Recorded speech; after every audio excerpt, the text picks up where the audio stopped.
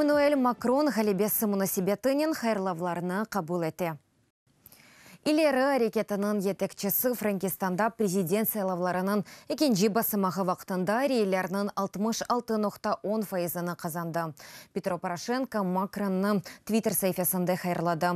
Украина Франкистан иле фаал ишбірлік ве норманд форматының амелге кечірілмесіне үміт әте деп қошты Украина президенті.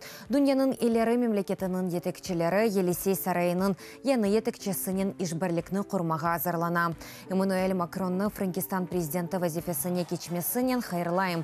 Онен ишбірлікні сабырсызлықнен беклейім. Деп язды Америка Қошма Штатларының президенті Дональд Трамп. Алмания канцлері Ангела Меркель ве Бүйік Британия баш назиры Тереза Мэй телефон вастасы иле музыкерелеріні кечерді ве она дестегіні білдіріп хайрладылар.